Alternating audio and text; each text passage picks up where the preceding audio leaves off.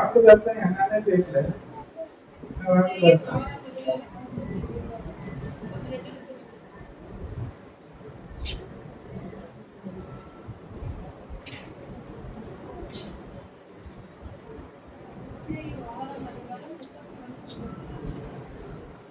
என்னன்னு கேட்டேன்.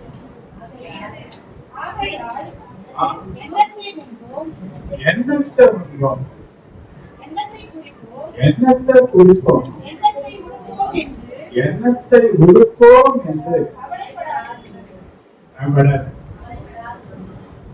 ஏன்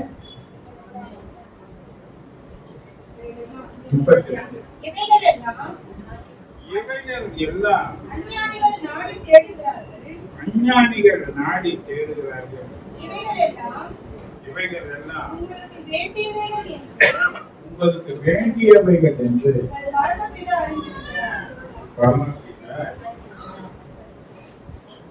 கடற்கரை பார்த்து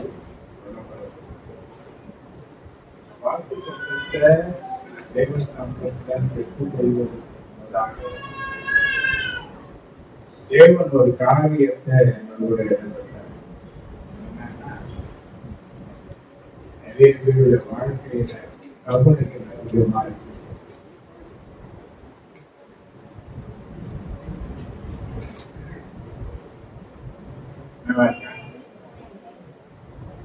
இன்னைக்கு நம்ம ஆள் பாதி எல்லாம் மறைக்க நினைக்கிறோம்.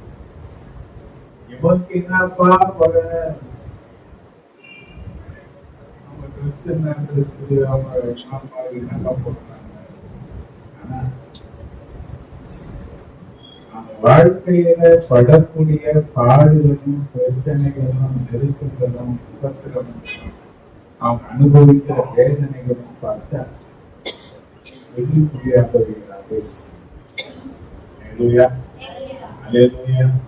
அப்ப ஆண்டவர் சொன்னாரு.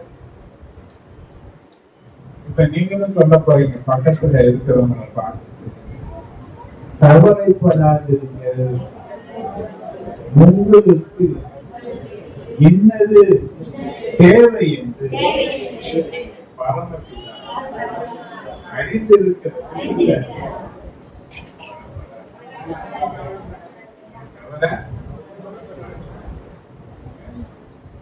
இந்த கவலை நமக்கு ஆரோக்கியத்தை கொடுத்தாரு. நீதிமொழிகள் 12:25 நீங்க வாசிப்பீங்க.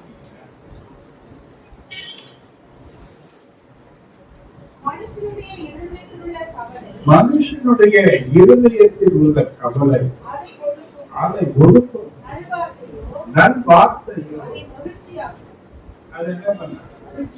கவலை இருக்கிறவங்க வாயை திறந்து ஒரு வார்த்தை காட்ட மாட்டாங்க.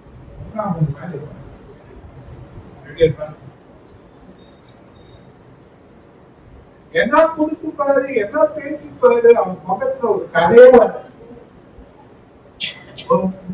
இருப்பான். ஆனா மகிழ்ச்சி எங்க கிடைக்கனா நல்ல வார்த்தைகளை கேட்டு போடுவான். அப்ப ஏதோ ஒரு வார்த்தை, ஏதோ ஒரு செயல்பாடுகள், ஏதோ ஒரு காரியம் உன்னை மகிழ்ச்சியை இழக்க செய்து துக்கம் என்ற நிலையில உன்னை நிலைநிறுத்தி வைத்திருக்குமானால் நீ மகிழ்ச்சியை அடைவதற்கு ஒத்த பாரத்தை இன்னைக்கு குடும்பம் என்று சொன்னா ஒருத்தருடைய பாரத்தை, ஒருத்தருடைய பிரச்சனையை ஒருத்தர் தன் தலைமையில வைக்கிறது கிடையாது. அதெல்லாம் குடும்பம்.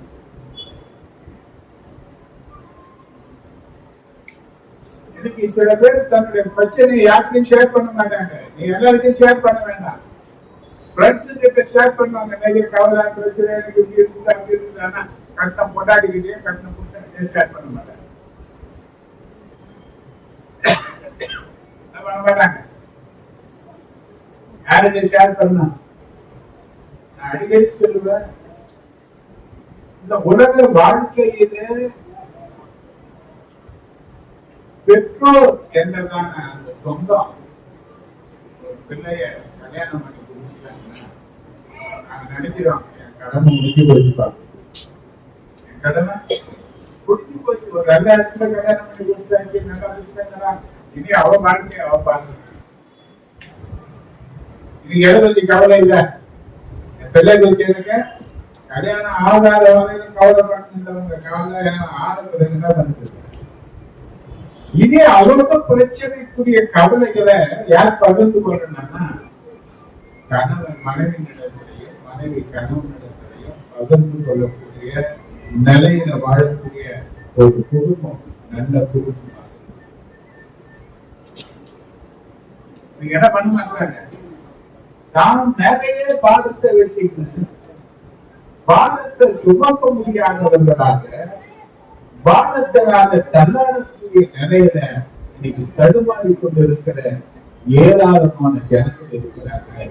ஏன் அதை நீங்களும் ஒரு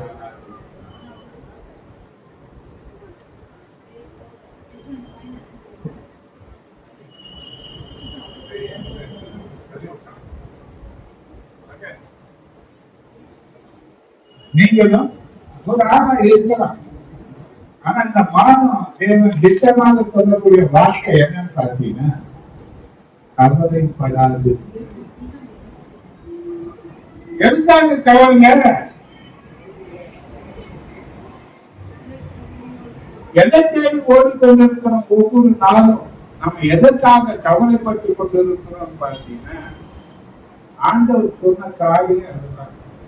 எண்ணத்தை உண்போம், எண்ணத்தை குடிப்போம், எண்ணத்தை உடுப்போம். 3 காரியம் முக்கியமான.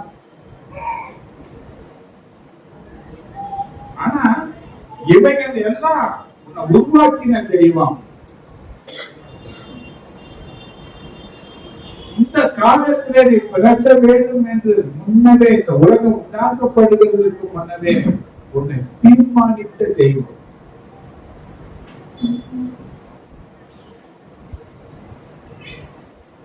நிச்சயமா உன் தேவைகளை சந்திக்க வல்லவர் என்பதை நீ அறிந்திருக்க வேண்டும். அப்படி அறிந்திருந்தால்தான்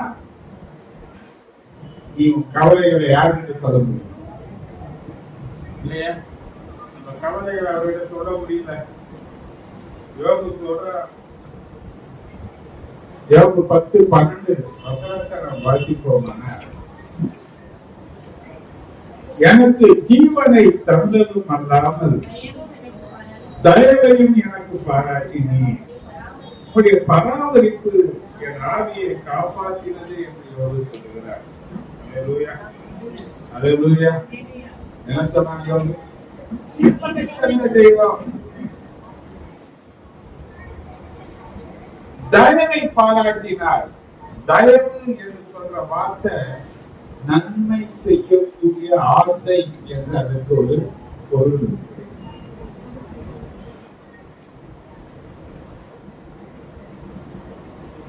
என்ன பொருள் இருக்கு?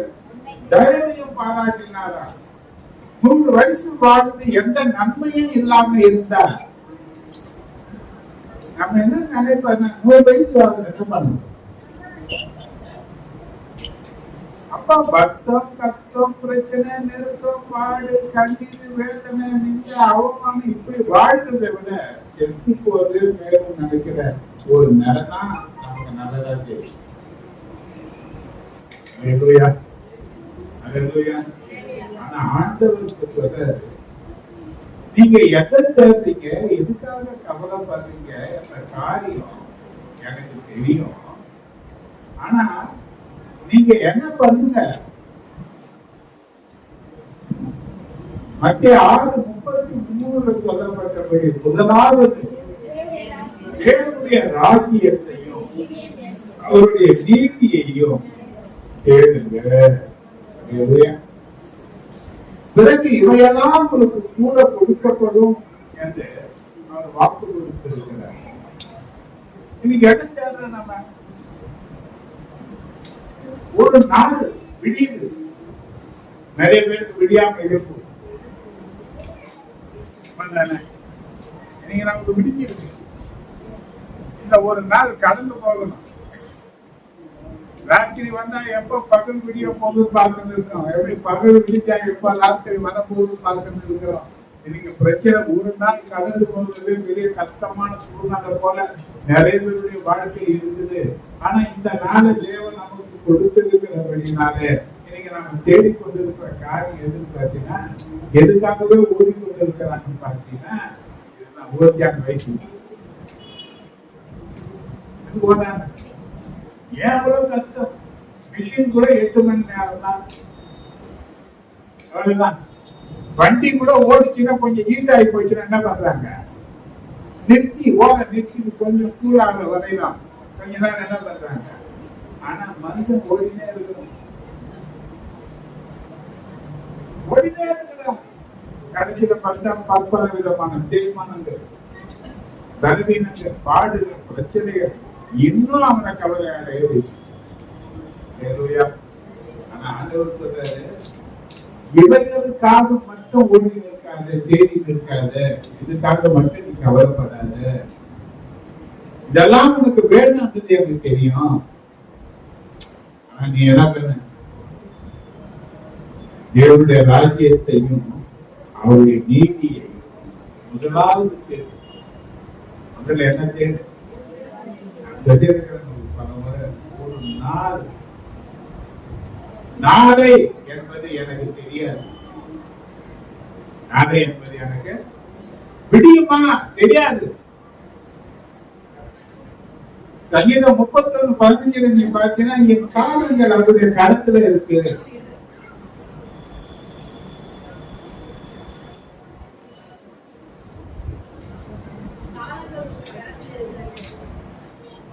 கையில இருக்கு. அப்ப எனக்கு ஒரு காலத்தை நிர்ணயித்து வைத்திருக்கிறாரு. 14:5 நீ வாசிச்சீங்க.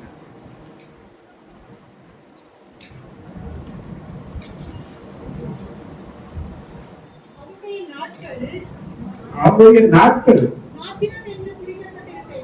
இம்மாத்திரம் என்று குறிக்கப்பட்டிருக்கிறது. யார்? மாதங்களின் தொகை அவனிடத்தில் இருக்கிறது. அவன் கடந்து போகக்கூடாத ஒரு எல்லையை அவனுக்கு ஏற்படுத்தினாரா? எப்படி ஒரு சமுத்திரத்துக்கு ஒரு எல்லையை வைத்த தேவன், நீ மட்டும் வா, இனி வராதே என்று கட்டளை கொடுத்த ஆண்டவர் மனிதனுக்கு ஒரு எல்லையை வைத்து இருக்கிறாரு. எதுவாக ஓடலாம், எதுவாக ஓட முடியும். அந்த எல்லை கோட்டை தாண்டி யாராலும் ஓட முடியாது. இந்த நாட்டுக்கு நீ ராஜாவாக இருந்தாலும் கூட என்ன பண்ண முடியாது, ஓட முடியவே முடியாது. அப்ப ஆண்டவர் சொல்றாரு, உன்னை முன்னிட்டவரு, உன்னை உருவாக்கினவரு, உன்னை குறித்து திட்டமிட்டவரு, உன்னை தெரிந்து கொண்டவரு, உன் வாழ்க்கை இத்தனை காலம் தெரியுமா? இன்னொரு வசனம் ஒண்ணு கவனிச்சு பாருங்க. அப்போஸ்தலர் 15ஆம் அதிகாரம் 18ஆம் வசனத்தை வாசித்து பாருங்க.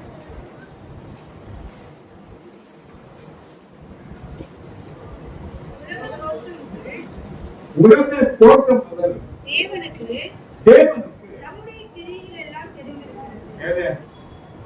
நாம என்னென்ன செய்வோம் எல்லாமே யாருக்கு தெரியும்? ஆயிட்டாங்க. நமக்கு நம்ம கூட இருக்கிறவங்களுக்கு நாம செய்ததுதான் ஒண்ணு தெரியும். அவனை உண்டாக்குன தெய்வத்துக்கு நீ செய்யறதுக்கு முன்னே என்னென்ன செய்வான்றதுதான் யாருக்கு தெரியும்? அவர் தான் சொன்னாரு. அப்போஸ்தலர் 17:26 நீ வாசிச்சீங்கன்னா, அவன் ஜெப ஆலயத்தில் தைரியமாய் பேசத் தொடங்கின போது 17:26 மனுஷ ஜாதியான சகல ஜனங்களையும்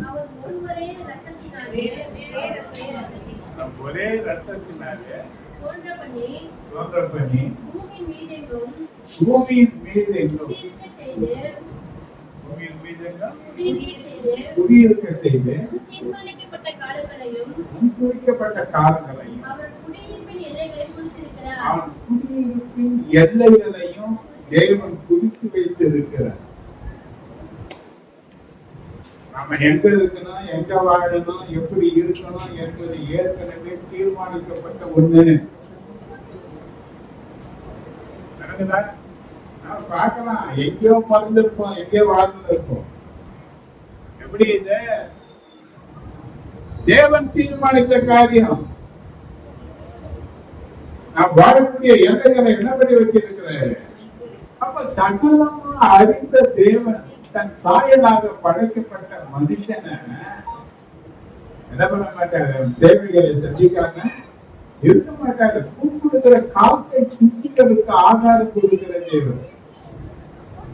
விதைக்காத, அறுக்காத, களஞ்சியத்தில் சேர்க்காத, அற்பமா எனப்படக்கூடிய பறவைகளையும் போஷிக்கக்கூடிய ஆண்டவர் அவைகளை பார்க்கிறோம் விலையேற பெற்றவர்களாக இருக்கிற தன் சாயிலே உண்டாக்கப்பட்ட மனுஷனுடைய தேவைகளை அவர் அறியாமல் இருக்கிறதும், உனக்கு அவர் தேவைகளை சந்திக்காமல் இருக்கிறதும் எப்படி என்ற ஒரு கேள்வியை நமக்கு முன்பாக வைக்கிறேன்.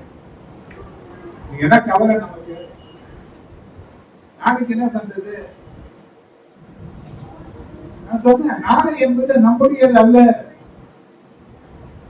நாளை என்பது நம்முடையது அல்ல, அது தேவனுடையது. அதனால்தான் சொன்னாரு நீதிமொழிகள் 27:1 நீ வாசிச்சீங்கன்னா,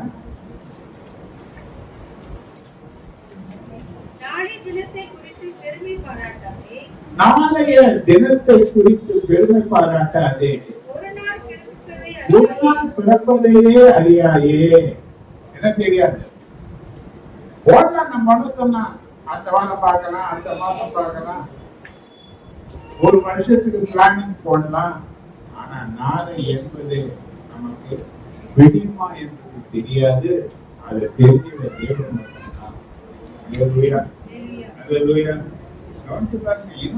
நம்மை நாமே உண்டாக்கி கொள்ளல. நம்மை நாமே தேவன் நமக்கு அருளிய ஜீவன் நாம் உண்பதையும் குடிப்பதையும் விட ரொம்ப மேலானது. அதனாலதான் சொல்றேன், நான் பல நேரங்களில் சொல்றேன், சாப்பிடுறதுக்காக நம்ம வாழ்கிற மனுஷர்கள் அல்ல, வாழ்கிறதுக்காக தான். எதுக்காக சாப்பிடணும் இல்லையா? மிஞ்சி சாப்பிட்டாலும் பிரச்சனை தான். தேவன் கொடுத்த சரீரம் நாம் அணிந்து கொள்ளக்கூடிய உடைய விட அது மேலானது. மேன்மை நிறைந்த ஜீவனையும் சரீரத்தையும் உருவாக்கி போஷிக்க தேவன் நாம் எதை உண்போம், எதை குடிப்போம், எதை உடுப்போம் என்பதை குறித்து கரிசனை இல்லாமல் இருப்பாரா என்றுதான் ஆண்டவர் நமக்கு முன்ன வைக்கிற கேள்வி. நான் வைக்கிற கேள்வி, டாக்டர் யாரு? உனக்கு காலங்களை நினைச்சது யாரு? இங்கெல்லாம் வாழணும் முன்குறித்தது யாரு? இப்படி எல்லாவற்றையும் அறிந்த தெய்வம் உன்னை முன்குறித்து உன்னை வைத்திருப்பாங்க. நீ வாழ்கிறதற்கு வேண்டிய தேவைகளை அவர் திட்டமிடாதே அறிந்த. என்ன பிரச்சனை இருக்குதுன்னா, எனக்கு கவலைப்படுகிற ஒரு காரியம் எதை பிடிக்குதுன்னா, அந்த அவிசுவாசத்தின் முதல் அடையாளம். கவலை எதுக்கு அடையாளம்?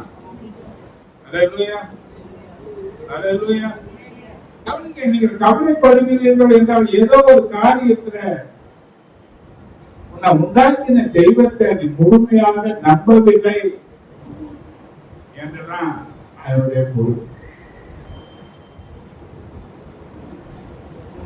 தானே இப்ப அவர் சொன்னாரு இல்லையா, நான் உன்னை விட்டு விலகுவதும் இல்லை, உன்னை கைவிடுவதும் இல்லை.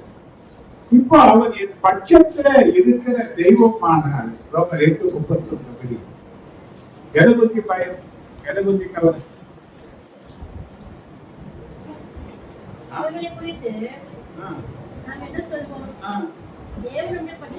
தேவன் பட்சத்தில் இருப்பாரான எது இருக்கும்? தேவன் பட்சத்தில் இருக்கிறாரா? நம்மளோட இருக்கிறாரா? சப்தத்தை கேட்கிறவராக இருக்கிறாரா? என் தேவைகளை அவர் சந்திக்கக்கூடிய ஐஸ்வர்ய சம்மனராக இருக்கிறாரா?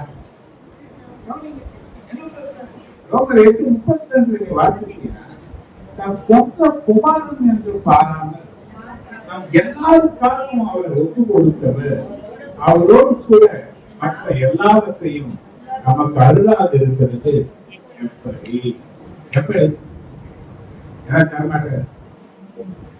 சரி 1:16 வாசிச்சீங்கன்னா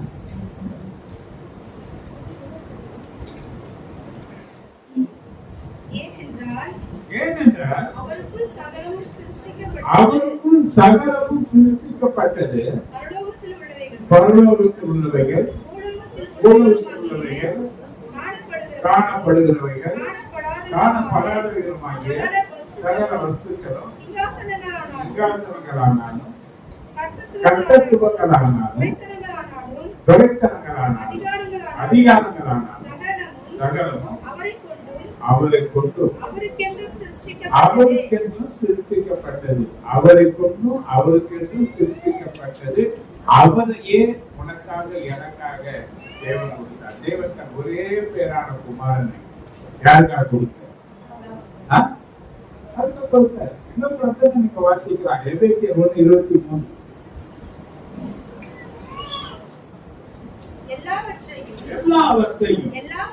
எல்லாவற்றையும் சரீரமாகிய சபைக்கு அவரை எல்லாவற்றுக்கும் மேலான தலையாக என்ன போல 1 Corinthians 13:10 சொல்லப்பட்டிருக்கு. நிறைவானது வரும்போது குறைவானதெல்லாம் குறைந்து போகும் சொல்லப்பட்டிருக்கு. அப்ப நிறைவு இருந்தா வாழ்க்கையிலேயே குறைவு, குறைவுகள்னாலதான் கவலை. அல்லேலூயா, அல்லேலூயா. நமக்கு இந்த வசனங்கள் தெரியுது, ஆனா அந்த வசனத்தின் மேல ஆழமான விசுவாசம் தான் இல்ல. இந்த கவலை நம்ம என்ன பண்ணுதுன்னா அவிசுவாசியம். ஏசாயா 28:16 சொல்லப்பட்டிருக்கு.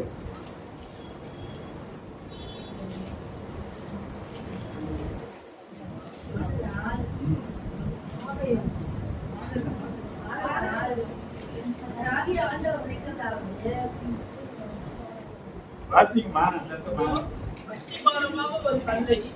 அஸ்திபாரமாக ஒரு கல்லை நான் சீயோனிலே வைக்கிறேன், அது பரிசுத்தப்பட்டதும் விலையேற பெற்றதும் இது அஸ்திபாரம் உள்ளதும் மூளைக்கல்லாய் இருக்கும். விசுவாசிக்கிறவன் பதறான். விசுவாசிக்கிறவன் இப்ப பதறியே எல்லா காரியத்தையும் நம்ம சிந்தனைக்கிறோம்.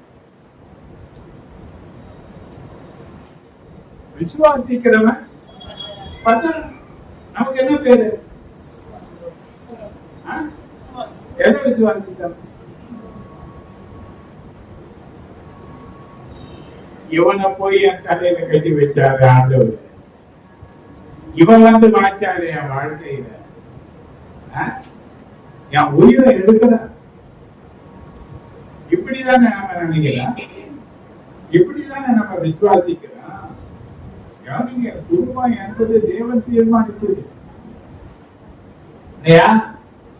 மனுஷன் தனிமையா இருப்பது நல்லது அல்ல என்று தேவன் கண்டதுனால மனுஷனுக்கு ஏற்ற துணையை உண்டாக்கி வைத்ததுனால அந்த துணையை தேவன் வாழ்க்கை துணையா கொடுத்த நீதிமொழிகள் 18:22 நாம் வாசிப்போம்.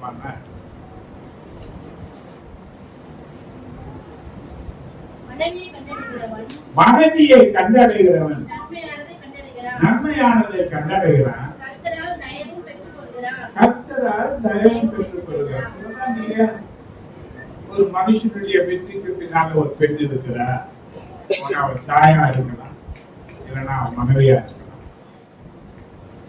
இந்த நன்மையான ஒரு கிஃப்ட், ஒரு பரிசு ஒரு மனுஷனுக்கு தேவன் கொடுக்கிறார் என்ற விசுவாசம் நமக்கு வேணும். நீதிமொழிகள் 19:14 நீ வாசித்தீங்கன்னா வீடும் ஆஸ்தியும் பிதாக்கள் வைத்த சுதந்திரம் புத்தியுள்ள மனைவியோ கர்த்தர் அருள். கர்த்தர் உனக்கு கிஃப்ட் கொடுக்கிறன்னா நீ விசேஷித்தவனாக, கர்த்தருக்கு பயந்தவனாக காணப்பட வேண்டியது அவசியம். கிஃப்ட் எல்லாருக்கும் தர மாட்டாங்க, விசேஷித்த ஆளுதான் கிஃப்ட் தருவாங்க. அதெல்லாம் 20 குழந்தை இருக்கும், ஒரு குழந்தைக்கு மட்டும் கிஃப்ட் கொடுப்பாங்க. ஏன்னு கேட்டீங்கன்னா அந்த குழந்தைக்கு தான் பிறந்தனால. அதான் விசேஷித்த குழந்தை. அப்ப கர்த்தருக்கு யார் விசேஷித்தவன் சொன்னா, கர்த்தருடைய வார்த்தைக்கு கீழ்ப்படிந்து நடக்கிறவர்களுக்கு குடும்ப வாழ்க்கைக்குரிய மனைவியும் எப்படி கொடுப்பாங்கன்னா, ஆசீர்வாதமாக தருவார். பிள்ளைகள் நம் பந்தியை சுத்திகமா இருக்கிற ஒவ்வொரு மர கன்றுகளை போல ஒரு செழிப்பு நிறைந்த ஒரு வாழ்க்கையை கர்த்தர். ஆனா இந்த விசுவாசம் என்ன பண்ணல. விசுவாசித்து இருந்தோம்னா நம்ம வாழ்க்கையில சந்திக்கிற பிரச்சனைகளை வந்து பதற மாட்டோம். என்ன பண்ணுவோம்? கவலைகள் வரும்போது இதனையும் கொண்டு போயிடக்கூடாது. ஒன்று பேர் 5:7 சொல்லப்பட்டிருக்கு, அவர் உங்களை விசாரிக்கிறவரானபடியா உங்கள் கவலைகள் எல்லாவற்றையும் யார் நிலவை யார் விசுவாசித்தார்? நம்ம எப்படி இருக்கிறான்னு சொன்னா போதும், 1 மணி நேரம் கேட்கும். என்ன கேட்டாங்க? எல்லா கதையும் ஒண்ணு விடாம எல்லாமே வெளியே வந்து, ஆனா ஒரு வார்த்தை ஜெபிக்கிற நான் பார்த்திருக்கிறேன். உங்களுக்கு மட்டும் இல்ல, பல இடத்துக்கு போறேன், பல குடும்பங்களை சந்திக்கிறேன். சொல்லுவாங்க, நீங்களே சொல்லணும், யாரே பண்ணுமா? ஒரு காரியத்தை என்ன பண்ண மாட்டாங்க. ஒவ்வொரு நாளும் தேவன் விசாரிக்க வேண்டும். ஆனால் ஒரு நாளை நீ காண்பதற்கு முன்னதாக, ஒரு நாளை நீ பயன்படுத்திக் கொள்வதற்கு முன்னதாக அந்த நாளை கொடுத்த தேவனை நீ சந்திக்க வேண்டும். சந்திக்கணும். இதெல்லாம் சொன்னாரு நீதிமொழிகள் 8:17 நீ வாசிச்சீங்கன்னா,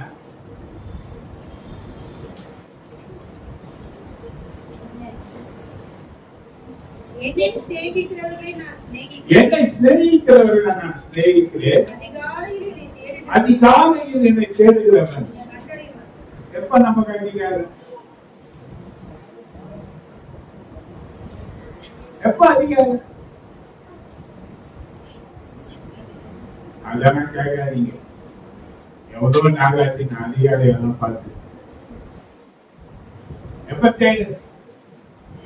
ஒரு நாள, ஏன்னா பிரச்சனை நிறைய இருக்கு, என்ன பாதிக்கக்கூடிய காரியங்கள் நிறைய இருக்கு, என் மேல இருக்கிற பாரங்கள் கொஞ்சம் நெஞ்சம் கிடையாது, என்ன தன்னடை வைக்குது, என்ன தடுமாறி கீழே விழ செய்யக்கூடிய அளவுக்கு இருக்கு. எவ்வளவு 12:1 அப்படிதான் சொல்லுது.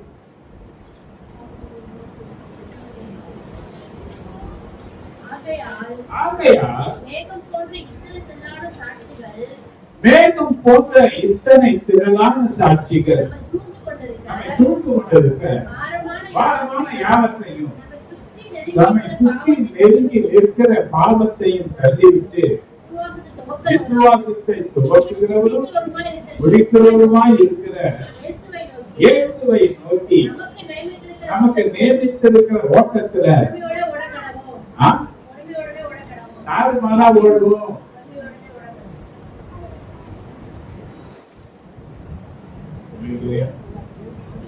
பாரத்தையும் பாவத்தையும் நீ தள்ளணும். இந்த பாவத்தையும் பாரத்தையும் இன்னைக்கு பாருங்க, தனித்தாட்டு ராஜா எந்த பிரச்சனையும் கிடையாது. எல்லாம் போகணும், சம்பாதிச்சா ஆடணும், போகணும், மந்தம் சாட்டம் போகணும். இன்னைக்கு கல்யாணம் ஆயிடுச்சு, இது ஒரு பாரம். ஒரு குழந்தை பிறந்துச்சு, இன்னொரு பாரம். திட்டமிடுதல் வேணும். முதல்ல எல்லாம் மாதிரி வாழ முடியாது. இது ஒவ்வொரு நாளும் வாழ்க்கையில பாரத்தை அதிகப்படுத்தி கொண்டே இருக்கும். இந்த பாரம் பெருக பெருக பெருக ஒரு மனுஷனுடைய வாழ்க்கையில ஆட்டம் காணக்கூடிய நிலை வர ஆரம்பிக்கும்.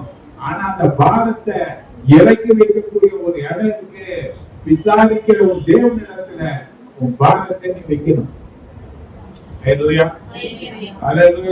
என்ன பண்ணல, இதுதான் என் பிரச்சனை, இதுதான் என் காரியம், இதை நம்பிதான் நான் இருக்கிறேன். நோக்கி பாருங்க, ஜெபிக்கும் போது சொன்னா இல்லையா யாக்கோப்பு, ஆண்டவரே என் சகோதரனுக்கு நான் பயந்து இருக்கிறேன், அவன் என்னை கொண்டு விடுவான் என்ற பயம் எனக்கு இருக்கு. இப்ப நான் யாரை சந்திக்கணும்? அவன் கண்ணில் எனக்கு ஜெயம் கிடைக்க வேண்டும். அவன் முழுவதுமாக என்ன பண்ணான்? ஜெபம் பண்ணான். ஜெபம் பண்ண அவன் ஜெபத்தை, அவன் பாரத்தை, அவன் பயத்தை தேவன் எடுத்துக்கொண்டதுனால அந்த பிரச்சனை மூடக்கூடிய இடம் அங்க சமாதானம் உள்ளவர்களாக மாறி போனாங்க. வேதத்தில் இருக்கிற பரிசுத்தவான்கள் சின்ன காரியமானாலும் பெரிய காரியமானாலும் எல்லாவற்றையும் தேவன் எடுத்துக்கொண்டாங்க. மனுஷர்கள் அனுப்புவாங்க. ஒன்று சொன்னா இந்த ரகசியத்தை காக்க மாட்டான், வேற 4 பேரிடம் போய் சொல்லிடுவான். நீ மனுஷனிட சொல்லுக்கு பயந்தாலும் கூட தேவனிடத்துல சொல்லலாம். சங்கீதம் 55:22 சொல்லப்பட்டிருக்கு, கர்த்தர் பாரத்தை வைத்து விடு, அவர் உன்னை ஆதரிப்பார், நீதிமானை ஒரு போதும் தடுமாற விட மாட்டாரு. பாரத்தை என்ன பண்ணிடு. அப்ப ஆண்டவர் சொல்றாரு, கவலைப்படாத. கவனிங்க, இன்னைக்கு சொல்லக்கூடிய ஒரு காரியங்களுக்கு எப்பெல்லாம் நம்ம கவலைப்படுகிறோமோ கவலைப்படாத, பயப்படாது. ஆனா அதுக்கு மிஞ்சி நம்ம என்ன பண்ணுகிறோம்? வாழ்க்கை சூழ்நிலைகளை பார்த்து கவலைப்பட்டு தான் இருக்கிறோம். நம்ம எப்பெல்லாம் கவலைப்படுகிறோமோ அப்பெல்லாம் தேவனுக்கு விரோதமான ஒரு பாவமாக அது மாற்றப்பட்டு கொண்டே இருக்கு. இன்னைக்கு திருடாத, கொலை செய்யாத, இன்னைக்கு விபச்சாரம் செய்யாத, இந்த கற்பனைகளை மீறுவதுதான் பாவம் நம்ம நினைக்கிறோம். ஆனா கவலைப்படாது என்று சொல்லும் போது கவலைப்படுவதும் ஒரு பாவமாகத்தான் தேவன் பார்க்கிறார்.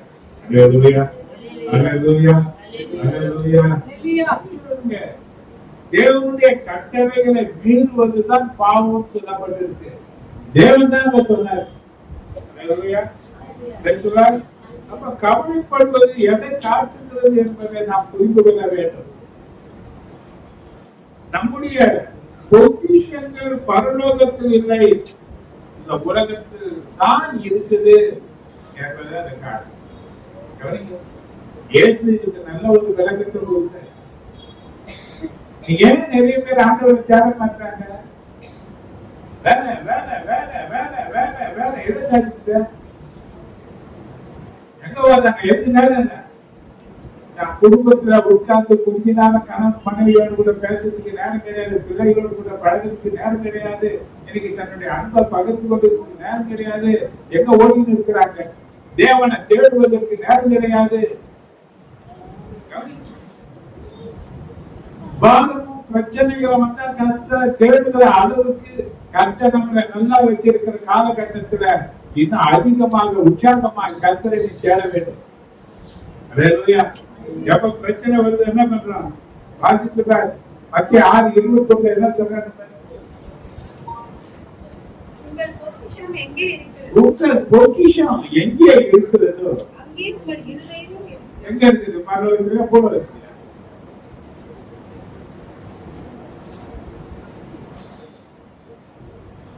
எல்லாம் போயிட்டு இருக்கிறான். ஆனா ஒண்ணு நிச்சயம் நமக்கு தெரியும். Philippians 3:20 சொல்லப்பட்டிருக்கு, நம்முடைய குடியிருப்போ எங்க இருக்க? எங்க இருக்க? இப்ப இயேசு வரப்போற எதுக்காக வரப்போறாரு? யோவான் 14 அதிகாரம் 2-3 வசனத்தை வாசிங்க. 14:2-3. என் பிதாவின் வீட்டில் அநேக வாசஸ்தலங்கள் இருக்கு. அப்படி இல்லாவிட்டால் நான் உங்களுக்கு சொல்லியிருப்பேன், ஒரு ஸ்தலத்தை உங்களுக்காக ஆயத்தம் பண்ண போகிறேன். நான் போய் உங்களுக்காக ஒரு ஸ்தலத்தை ஆயத்தம் பண்ணின பிறகு நான் இருக்கிற இடத்திலே நீங்களும் இருக்கும்படி நான் மறுபடியும் வந்து எங்க அது இருக்கிற இடம் எது? ஏசுநாதர் இருக்கிற இடம் எது? நீ எங்க இருக்க வேண்டிய ஆளு? அப்ப இங்க இருக்கிற இடத்துக்காக மட்டும் கவலைப்பட்டு கவலைப்பட்டு கவலைப்பட்டு வாழ்ந்து அது வேணும் இதை வேணும் தேடி தேடி தேடி தேடி தேடி தேடி ஓடி 10 காசு சம்பாதிக்கிறானா கூட தேவன் உனக்கு பலன் தரணும். உபாகமம் 8:17 சொல்லப்பட்டிருக்கிற வார்த்தையை நீ வாசி. என் சாமர்த்தியமும் என் கைபலனும் இந்த ஐஸ்வர்யத்தை எனக்கு சம்பாதித்தது என்று சொல்லிக் கொள்ளாமல் இருக்கும்படி எச்சரிக்கையா இருந்து தேவனாகிய கர்த்தரையே நினைப்பாயாக. அவரே உன் பிதாக்களுக்கு ஆணையிட்டு கொடுத்த நம்முடைய உடன்படிக்கையை உறுதிப்படுத்தும்படிக்கு இந்நாளிலே உனக்கு உண்டாயிருக்கிறது போல ஐஸ்வர்யத்தை சம்பாதிக்கிறதுக்கான பலனை உனக்கு தருகிறவன் தேவன் பலனை எடுத்துட்டாருன்னா 10 காசு உன்னால சம்பாதிக்க முடியாது. யாரும் மறக்காது, யாரும் தேவை. ஆனா நிறைய ஏன் வர மாட்டான்? என்ன பிரச்சனை? எதை தேடணும்? ஏன்னா முழு இருதயத்தோட கர்த்தரை தேடணும். ஆனா என் இருதயம் எங்க இருக்குன்னு பாத்தீங்கன்னா தேவனோட கூட கிடையாது. இந்த உலகத்துக்கு வேண்டிய தேவைகளுக்காகவே சுத்திட்டு இருக்கு. அங்க போனா ஒரு 100 ரூபாய் கிடைக்குமா, இங்க போனா ஒரு 200 ரூபாய் சம்பாதிக்கலாமா, இப்படி போனா இன்னைக்கு என் கதை ஓடுமா, இத கவலையிலேயே என் வாழ்க்கை ஓடிட்டு இருக்கு. ஆனா ஆண்டவர் சொன்னாரு, இதை குறிஞ்சு நீ கவலைப்படாத, முதலாவது தேவனுடைய ராஜ்யத்தை தேர்ந்து சொன்னா அதை நான் செய்ய மாட்டேன். பிடிவாத குணமுள்ள மனுஷர்களாக ஆதாம் கிட்ட பெற்றுப்பட்டதை இன்னைக்கு நான் அதை தேட மாட்டேன்.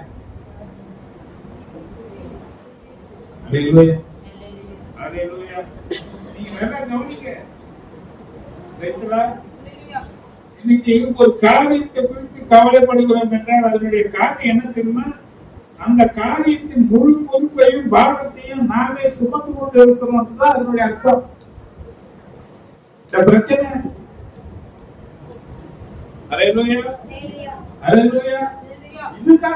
இதுதான் சாத்தான் நமக்கு அதாவது பிரிச்சு வச்சிருக்கிற பெரிய வலை. எதுல விழுக்கலாம்? நிறைய ஜனங்கள் எங்க வச்சிருக்கிறான்னு சொன்னா இதுக்குள்ளதான். எந்த ஒரு ஆக்கப்பூர்வமான ஒரு காரியத்தையும் நாம் கவலைப்பட்டு கொண்டு இருக்கும் போது அது செய்யவே முடியாது. கவலைப்படுவது ஒரு தவறான மனநிலை என்பது மட்டுமல்ல, சத்துருவின் ஆதிக்கத்தின் செயல்பாடு. அது ஒரு வல்லமையான சக்தி என்பதை நாம் அறிய வேண்டும். இதன் விளைவாகத்தான் இந்த கவலை நம்மளை ஆட்டி படைக்கிறதுனாலதான் நம்மளால ஜெபம் பண்ண முடியல, வேதத்தை வாசிக்க முடியல. இன்னைக்கு தேவ ஐக்கியம் எதற்காக தேவன் மனுஷனை தன் சாயலில உண்டாக்குனாரோ நல்லா கவனிச்சு பாருங்க. ஆதாம் தேவனுடைய வார்த்தையை மீறுகிற வரையிலும் அவன் யாரோடு கூட இருந்தான்னு பார்த்தீங்கன்னா தேவனோடு கூட தான் நம்ம ஐக்கியம் கொண்டிருந்தான். அவன் ஆத்மா சரீரம் ஆவி தேவனோடு கூட ஐக்கியப்பட்டிருந்தது. மனுஷனை அதற்காகத்தான் படைச்ச. 1:9 நீ வாசித்தீங்கன்னா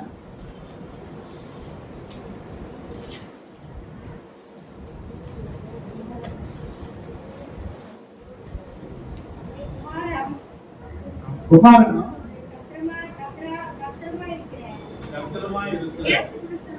இயேசு கிறிஸ்துவுடனே ஐக்கியமாய் இருப்பதற்கு அவரை அழைத்த தேவன் உண்மையுள்ளவர். எதுக்கு அழைப்பு? யாரோடு கூட ஐக்கியமா இருக்கிறதற்கு. இந்த ஐக்கியம் எங்க கெட்டு போச்சு? ஏன் என்னால ஜெபம் பண்ண முடியல? ஏன் என்னால தேவனுடைய சபைக்கு சரியா வர முடியல? ஏன் என்னால பைபிள் வாசிக்கவே முடியல? எவ்வளவு வாசித்தாலும் மண்டையில ஏற மாட்டேது. பைபிள் வாசித்தா இன்னைக்கு தூக்கமா வருது. நிறைய பேருக்கு பைபிள் கையில் எடுத்தாவே என்ன பண்ணுது? ஆமா, ஜெபம் பண்ணணும் கட்டிப்பாரு 4 வாட்டி முதலைய மாதிரி வாயை காத்துதான் போடுவார். ஜெபம் பண்ணணும்னாலே தூக்கம் ஆட்டோமேட்டிக்கா வரும். அப்பதான் 4 ராக்கால் வரும். என்னன்னு பாத்தீங்கன்னா ராக்கா கம்பெனிக்கால் எல்லா காலம் எப்பதான் வரும்? என்ன டிஸ்டர்பன்ஸ்? ஆண்டவர் என்ன நோக்கத்திற்காக உன்னை தெரிந்து கொண்டாரோ, ஆண்டவர் என்ன நோக்கத்திற்காக தன் சாயலையும் ரூபத்தையும் கொடுத்து உன்னை உண்டாக்கினாரோ, யாரோடு கூட ஐக்கியம் கொள்ளும்படியாக தேவன் உன்னை அழைத்தாரோ, அந்த ஐக்கியத்துல நிலைநிற்க முடியாதபடிக்கு தடை செய்கிற ஒரு காரியம் என்னன்னு பார்த்தீங்கன்னா நமக்குள் காணப்படுகிற கவலைகள் தான். இந்த கவலைகள் என்னுடைய பாரமாக, என்னுடைய பொறுப்பாக மாறி முடிகிறபடினால அதை எப்படியாவது நிவர்த்தி செய்து கொள்ள வேண்டும் என்பதற்காக என் வாழ்க்கையை நான் தொடர்ந்து ஓடினேன். பண்ண முடியல. கேட்டு பாருங்க, நிறைய பஞ்சாயத்து மாதிரி கவுன்சிலிங் நாங்க ஒரு வார்த்தை பேச மாட்டாருங்க. வராது, சாப்பிடுறாரு, தூக்குறாரு, காலையிலேயே அப்படியே போயினே இருக்குது. ஏதாவது கேட்டா பதில் சொல்றாரு. கேட்கல என்ன பண்ண மாட்டாரு. ஏன் அவருக்கு என்ன? எனக்காக போறேன், எனக்காக ஒழிக்கிறேன், எனக்காக இவ்வளவு நேரம் கஷ்டப்படுறேன், எல்லாம் இவங்களுக்காக தானங்க. எதுக்காக கஷ்டப்படுறாரா? எதுக்காக ஓடுறாரா? எதுக்காக ராமங்களா ஒரு வேலை செய்யறாரா? எந்த கவலை போக்க?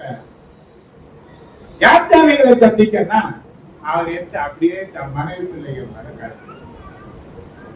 மனைவிக்கு ஒரு கவலை, என் புருஷன் கூட பேச மாட்டான், என் கூட நல்ல கலகலப்பா இருக்க மாட்டான், என் கூட சமாதானமா இருக்க மாட்டான், என் சந்தோஷத்துல பங்கெடுக்க மாட்டான், பிள்ளைகளை விசாரிக்க மாட்டான், பிள்ளைகளோட கூட விளையாட மாட்டான். நம்ம குடும்பம் சொன்னா இதெல்லாம் சேர்த்துதான்.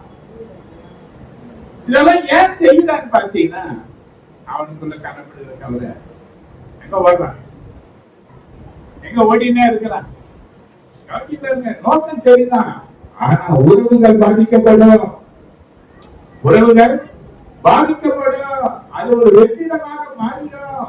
ஆண்டவர் இந்த கவலையை என் மேல வச்சுட்டு, உன் தேவைகளை நான் அறிந்தவராக இருக்கிறேன், ஆனா நீ தேவனுடைய ராஜ்யத்தை அவருடைய நீதியை தேடு, இதெல்லாம் உனக்கு கூட தருவன் சொல்லும் போது இவன் என்ன பண்ண மாட்டேன். நான் செய்யறத மட்டும் செய்துட்டு இருப்பேன், ஆனா தேவனுடைய ராஜ்யத்தை நீதி என்ன பண்ண மாட்டேன், நான் தேட மாட்டேன்னு சொல்லி கொண்டு இருப்பாயான தேவனுக்கு விரோதமான பாவத்தை நீ செய்து கொண்டிருக்கிறாய் என்பதுதான் அதோடைய பொருள். இதனுடைய விளைவு என்னன்னா தேவனுக்கும் உனக்கும் இருக்கிற ஐக்கியத்துல இடைவெளி வந்துடும். எங்க ஆதாமுக்கும் ஏவாளுக்கும் தேவனுக்கும் உள்ள அந்த உறவை பார்த்தீங்கன்னா ரொம்ப நெருக்கமான உறவு. ஒவ்வொரு நாளும் அதிகால வேலையில தேவன் இவர்களோடு கூட உறவாட வந்தாரு, உலாவ வந்தாரு, எல்லாம் நல்லா போயிட்டு இருந்தது.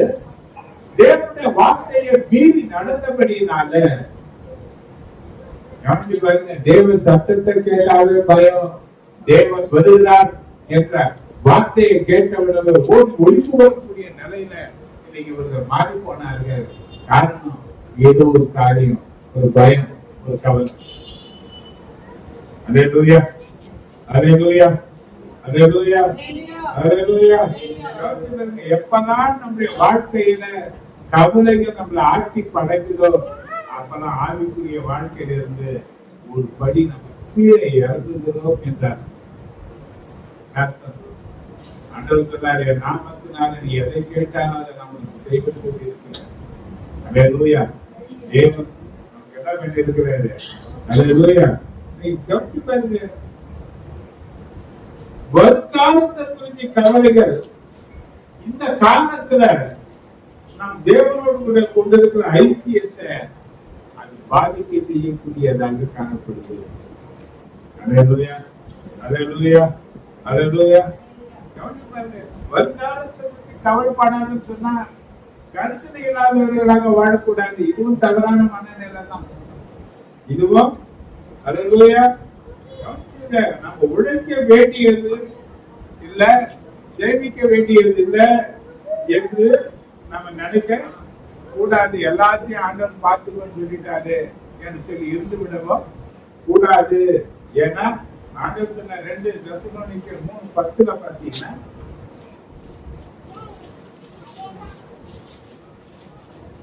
ஒருவன் வேலை செய்ய மனதில்லாதிருந்தால் அவன் சாப்பிடவும் கூடாது என்று நான் உங்களிடத்தில் இருந்தபோது உங்களுக்கு கட்டளையிட்டோமே. ஏன் சாப்பிடக்கூடாது?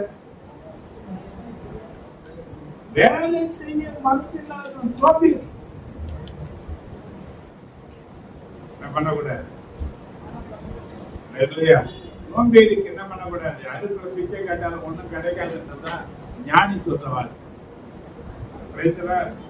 அப்ப ஆண்டவர் சொல்றாரு, ஞானி மூலமா பேசுறாரு. நீதிமொழிகள் 6வது அதிகாரம் 6-8 வசனத்தை பார்த்தீங்கன்னா,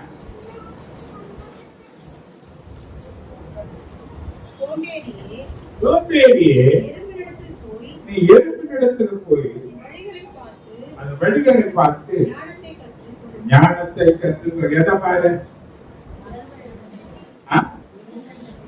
என்ன எப்படி பேசுறாரு?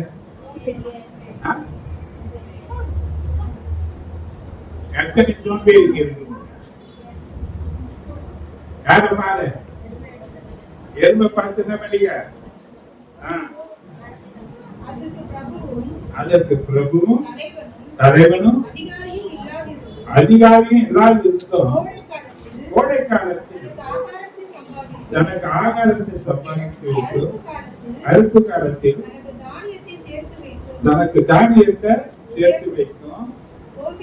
சோம்பேறியே எவ்வளவு நேரம் படுத்திருப்பாய், எப்பொழுதும் தூக்கத்தை விட்டு எழுப்புவாய். எறும்பு கோடை காலத்தில் தனக்கு ஆகாரத்தை சம்பாதித்து அறுப்பு காலத்தில் தனக்கு தானியத்தை சேர்த்து வைக்கும் என்று சாலமோன் ராஜாவினாலே பாராட்டப்படக்கூடிய ஒரு உயிரினம் மாதிரி. வருங்காலத்தை குறித்து நீங்கள் திட்டமிடவில்லை என்றால் நீங்கள் தோல்வி அடைய திட்டமிட்டு இருக்கிறீர்கள் என்பதுதான் அதனுடைய அர்த்தம். கவலைப்படுவது வேறு, வருங்காலத்தை குறித்து திட்டமிடுவது வேறு. பார்த்திருக்கிறேன். ஒரு முறை ஒரு சகோதரிகள் என்னிட்ட பேசினேன். ஆண்டவருக்குள்ள வளர்ந்தவங்க தான், பிள்ளைக்கு கல்யாணம் ஆகணும். கேட்டேன், எவ்வளவு சேர்த்து வச்சிருக்கிற? நான் என்ன ஆசை மட்டும் இருக்க? எப்படியாவது பிள்ளைக்கு கல்யாணம் ஆயிடும். நான் கேட்டேன், எவ்வளவு சேர்த்து வச்சிருக்கிற? உடனே பதில் வந்து, கட்ட பார்த்துவாங்க. யார் பார்த்துவாங்க? சரியான பதில் தான் தப்பா.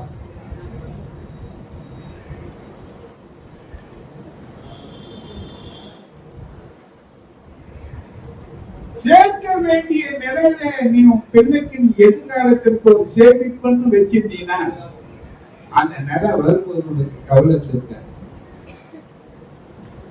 இருந்ததெல்லாம் நீ செதற விட்டுட்டு கட்டு பார்த்துக்குவாரு. அவ இடம் பார்க்கதான் செய்யல. ஆனா நீ இந்த காரியத்தை சரிப்பட்டு வந்து திட்டமிடலன்னா வாழ்க்கை ஜெயமா இருக்காது. அது தோல்வியிலெல்லாம் முடியும் என்பதை நீ அறிய வேண்டும். அல்லேலூயா, அல்லேலூயா. இன்னைக்கு கவனிச்சு பாருங்க, திட்டமிடுதல் என்றால் ஒரு காரியத்தை செய்ய துவங்கும் முன்பே அதை எப்படி செய்ய போகிறோம் என்பதை யோசித்து முடிவு செய்து கொள்ளக்கூடிய காரியம் தான் திட்டமிடுதல். அல்லேலூயா. உங்க குடும்பத்தை எப்படி நடத்தணும், நான் பிள்ளைகளை எப்படி நடத்தணும், நீங்க ஆசை நான் இன்னும் படிக்கல, நான் படிக்கல, என் பிள்ளை ரொம்ப நல்லா படிக்கணும்னா திட்டமிடுதல் வேண்டும். என்ன வருமானம் ஆசை இருந்ததா போதுமா? உனக்கு என்ன கிடையாது, திட்டமிடுதல் வேணும். நான் ஒரு காரியத்தை படிச்சேன். மலேசியால எல்லாம் பாத்தீங்கன்னா ஒரு காரியம் பண்றாங்க. என்ன பண்றாங்கன்னா, கல்யாணம் ஆன முன்னவே, எப்போ கல்யாணம் ஆனவன பிறகு போற குழந்தைங்க பேர்ல ஒரு டெபாசிட் பண்ண ஆரம்பிக்கிறாங்க பணத்தை. இவங்க போட்டு வைக்கிற பணம் அந்த பிள்ளை பறந்து வளர்ந்து எல்கேஜி யூகேஜி சேர்க்கிற வயசு வந்தா இந்த பணத்துல என்ன பண்றாங்க, குழந்தைக்கு வேண்டியது என்று பிறக்கிறதுக்கு முன்னதாகவே என்ன பண்றாங்க, அவன் திட்டமிடுறாங்க. ஆனா நமக்கு என்ன கிடையாது, திட்டமிடுதலே கிடையாது. அன்றைக்கு வருமானம் அன்றைக்கு செலவு பண்ணிடணும், அன்னைக்கு ஆடிடணும், அன்னைக்கு நல்ல ஜாலியா ஜாய். ஆனா இன்று போல நாளை இருக்கும்ன்றது தேவன் சொல்லல.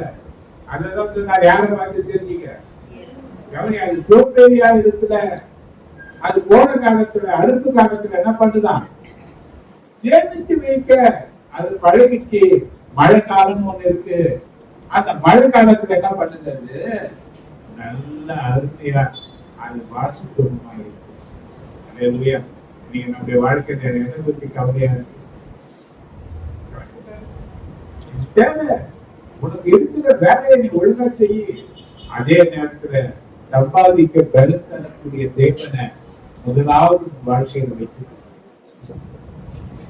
வேத வசனத்தை, ஏன்னா அதன் ஜீவன். வேத வசனமும் வல்லமையும் வாழ்க்கையை பிரிக்க முடியாத பகுதிகளாக மாறிப்போக வேண்டும்.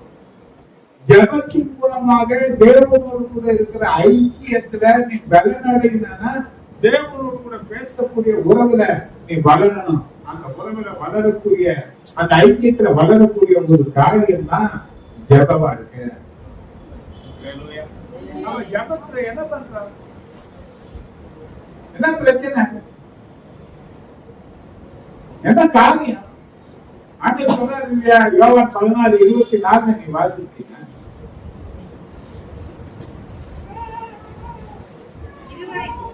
இதுவரைக்கும் நீங்கள் நாமத்தினாலே ஒன்றும் கேட்கவில்லை, கேளுங்கள், அப்போது சந்தோஷம் நிறைவாய் இருக்கும்படி. என்ன சொல்ற, நான் கேட்கணும், கேட்ட என்ன பண்ணுவாரா, சந்தோஷப்படக்கூடிய அளவுக்கு ஒரு சேவையை அவர் சந்திப்பார். அல்லேலூயா. ஏன்னா 65:2 ஜெபத்தை கேட்கிறவரே, அவருக்கு என்ன பேர் இருக்கு, அவரின் பாரத்தை சுமக்கிற சுமை தாங்கி எனக்காக தன்னை ஜீவ பலியாக அர்ப்பணித்தவரு, நான் சுகமாய் வாழ வேண்டும் என்பதற்காக துன்பத்தை தன் வாழ்க்கையில ஏற்றுக்கொண்டவர். யார்தான் சொல்றது, கவலையை மேல வச்சிருப்பாங்க, கவலைப்படாதப்பா. கவலைப்படும்போதெல்லாம் நீ தேவனை நம்பல என்பதை செயல்பாடுகள் மூலமாக வெளிப்படுத்த. தேவனை நம்பாத ஒரு மனுஷனுக்கு தான் அவிசுவாசி என்று. யார நம்பாத, தேவன் ஒண்ணு சொன்னாரு, அது என்ன பண்ண மாட்டேன் நான். கொலை பண்ணாதான் பாவம் நினைக்கிறேன், சொல்றாரு கவலைப்படுறதுதான் பாவம். கொலை குற்றம் எப்படி தண்டனைக்குரியதோ, கவலைப்படுதனும் தண்டனைக்குரிய ஒரு குற்றம் தான். ஏன்னா இது யார் சொன்னது பார்த்தீங்கன்னா, ஒரு மனுஷன் சொன்ன வார்த்தை இல்ல, தேவனுடைய வாயிலிருந்து சொன்ன வார்த்தை. அப்போ உன் தேவைகளை நான் அறிந்திருக்கிறேன்னு சொல்லுகிறவர். எல்லாம் தேடுற மாதிரி என்ன பண்ணிட்டு இருக்காரு, தேவனை அறியாத ஜனங்கள் தேடுகிற விதமாக நீங்களும் தேடி நின்றீங்கன்னா அவங்களுக்கும் உங்களுக்கும் வித்தியாசமே கிடையாது. வாசித்து வரும் மீண்டும் அந்த மத்திய 6:32 வாசிக்கணும்.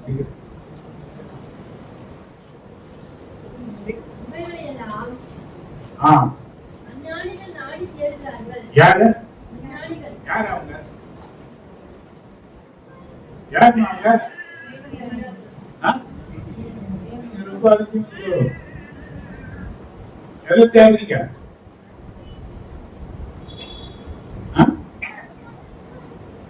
நாட்டியம் கூட சரி எங்கேயை பார்த்து கேட்க, என்னையை பார்த்து கேட்க முடியல. ஞாயிற்றுக்கிழமை என்னவா, ஞாயிற்றுக்கிழமை 20:8 பாருங்க.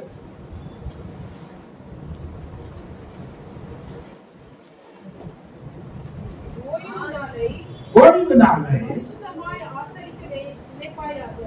எப்படி அப்படின்னா எல்லாம் ஆசரிக்கலாமா? நீ ஆசரிக்க முடியாதம்மா. மற்றவங்க பண்றாங்கல்ல, இப்படி கட்டிக்கிட்டு என்ன பண்றாங்க? போவாங்க. பார்த்து என்ன பண்ணுவாங்க? போயிடுவாங்க. ஆனா நீ எல்லாரும் போல போக முடியாது. இது எப்படி ஆசரிக்கணுமா? செப்பரேட்டட். உன்னை பிரிச்சு வச்சிருக்கிறாரு. யாருக்குன்னா நமக்காக என்ன பண்ணி வச்சிருக்கிறாரு? பிரிச்சு வச்சிருக்கிறாரு. எவ்வளவு தேவைகள் இருக்கு, எவ்வளவு பிரச்சனைகள் இருக்கு, எல்லாம் ஒரு நிவர்த்தி ஆக வேண்டுமானால் என்னுடைய ஆராதனையில தேவன் என்னை கவனிக்கிறாங்க ஒரு எண்ணம் எனக்கு வேணும். என் கவலைகளை எல்லாம் அவர் மேல வைக்கக்கூடிய ஒரு இடத்துக்கு நான் வந்திருக்கிறேன் என்ற நிச்சயம் உனக்கு வேணும். 1000 பிரச்சனைகள் உனக்கு இருக்கலாம். பிரச்சனைகள் இருக்காதுன்னு சொல்ல. உலகத்துல உபத்திரம் முன்னேற்ற தேவனுக்கு இருக்கிறாரு. கடற்கரை மணலை பார்க்கணும் ஒரு மனுஷன் படக்கூடிய சஞ்சனம் அதிகம் சொல்லி இருக்கிறாரு. இதெல்லாம் உண்மைதான், நடக்குதான். ஆனா இதெல்லாம் ஒரு மனுஷன் தான் மேல ஏற்றுக்கொள்ள முன்ன வர மாட்டான். அந்த மனுஷனுக்கு இருக்கிற பாடு அவனுக்கு போதும். எந்த மனுஷனும் என் பாட்டை தன் மேல ஏற்றுக்கொள்ள விரும்ப மாட்டான். ஆனா ஆண்டவர் பிரச்சனை எதுவோ, உன் பாரம் எதுவோ, உன் தேவை எதுவோ அதெல்லாம் என்கிட்ட இருக்கு. இதுதான் வந்திருக்கிறேன், இதுதான் வந்திருக்கிறேன். யாரை பார்க்க வந்திருக்கிறேன் சொல்லுங்க. என் கவனம் இதுதான், என் கவனம் இதுதான். எவ்வளவு முயற்சி பண்ணி பார்த்தேன். எளிமையா 10:23 சொல்லி என்ன நடந்தீங்க, என்ன நான் ஒண்ணு நினைக்கிறேன், வேற ஒண்ணு நடக்குது. அப்ப என்ன சரியா நடத்துகிறதற்கு, என் பாதை செப்பப்படுத்துவதற்கு நான் நினைத்ததை விட, நான் வேண்டி பண்ணதை விட அதிகமா எனக்கு செய்கிறதற்கு ஒரு வல்லமை எனக்கு வேணும். அதுதான் தேவனுடைய வல்லமையா. எங்க வந்திருக்கிறேன், நான் எங்க வந்திருக்கிறேன் கவனிங்க. இதான் நோக்கம். சபைக்கு வருவதற்கு நோக்கம் என்ன? 5 பேர் வந்தா நடக்குது, 500 பேர் வந்தா நடக்குது. ஆனா வந்த நோக்கம் என்ன நோக்கம்? எது வந்தா? எனக்கு பிரச்சனை இருக்கு, எனக்கு தேவை இருக்கு, பற்பல போராட்டம் இருக்கு, நிறைய பாரம் என் மேல இருக்கு. இன்னைக்கு பார்த்தீங்கன்னா எந்த விதமான, அதாவது ப்ரீபேட் எப்படி இருந்தா, இன்னைக்கு அடைக்கப்பட்ட கூட்டுக்குள்ள இருக்கிறா போல என் வாழ்க்கை மாறி போச்சு. நாளுக்கு நாள் எனக்கு பிரச்சனை பெருகினா வருது. இது என்னை தள்ளாட வைக்குது. என்னை தாங்கிக் கொள்ளுகிறதற்கு, என் பிரச்சனையை ஏற்றுக்கொள்ளுகிறதற்கு, என்னை சரியா விசாரிக்கிறதற்கு எந்த மனுஷனும் முன்ன வர மாட்டான். யாருதான் முன்ன வருவார்? இப்ப அவரை சந்திக்கிறதா எங்க வந்து இருக்க? சபை தேவனுடைய வீடு. யாருடைய வீடு? நான் வீட்டுல இப்ப பாக்குறீங்க, ஒரு வாரம் கழிச்சு பப்பாவை போய் பாக்குறீங்க, பெரிய பிரச்சனை. அப்பா உன் மேல அதிகமா அன்பு காட்டுவாரு. அப்பா பார்த்த உன்னை பேச்சு வருமா, அழ வருமா? பயத்தருங்க. எங்க அப்பா அப்படியெல்லாம் இல்லைங்க. நான் அழுத சிரிப்பாரு எங்க அப்பா. உலகத்துல இருக்கிற அப்பா அப்படி, ஏசப்பா அப்படி கிடையாது. அல்லேலூயா. அவரை பார்த்த உடனே அன்பு மிகுதி என்ன பண்ண தெரியுமா? தானா தண்ணி வெடியும், தானா தண்ணி அழுதுனே தன் பிரச்சனைகள் என்ன பண்ணுவாங்க? இந்த ஒரு ஆறுதல். தாயா இருந்தா தன் மடியில சாட்சிக்கின்னு, மார்பில சாட்சிக்கின்னு ஒரு தாய் தேற்றுகிற விதமாக நான் உன்னை தேர்ந்து வேணும்னு சொன்னேன். என்ன பண்ணாது? எங்க தேற்றக்கூடிய இடம், எங்க ஆறுதல்படுத்தக்கூடிய இடம், எங்க உனக்கு நம்பிக்கை கிடைக்கக்கூடிய இடம் தேவனுடைய பாதம் தான், தேவனுடைய வீடு தான். அப்ப இங்க வந்து உன் பாரத்தை என்ன பண்ணிக்க? யார்கிட்ட வெயி? அவர் தெரியும், நீ பண்ற கஷ்டம் தெரியும், நீ பண்ற வேதனை தெரியும், நீ பண்ற அவஸ்தை தெரியும், அவமானங்கள் தெரியும், உன் சரீரம் எவ்வளவு வேதனைப்படுத்தும் தெரியும், எல்லாருக்கும் தெரியும். உன் வாழ்க்கை முடிவு வரையலாம் என்ன நடக்க போகுதுன்றது அவருக்கு எல்லாம் நீ சொல்ல எல்லாம் அவருக்கு தெரியும். ஆனா அதை யார்கிட்ட வந்து நீ சொல்லணும்? அவரை சொல்லி கவலைகள் எல்லாம் அவர் மேல வச்சுட்டீங்கன்னா நீங்க நல்லாட மாட்டீங்க, தடுமாற மாட்டீங்க, நீங்க விழுந்து போக மாட்டீங்க.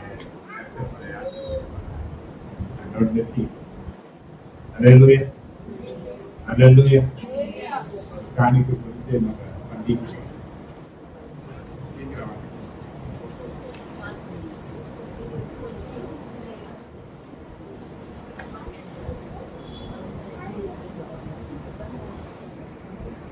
தலைமுறை முறைகள் தாண்டி நிற்கும் தயவு என் தலை நிமிர்ந்து வாழச் செய்யும் தயவு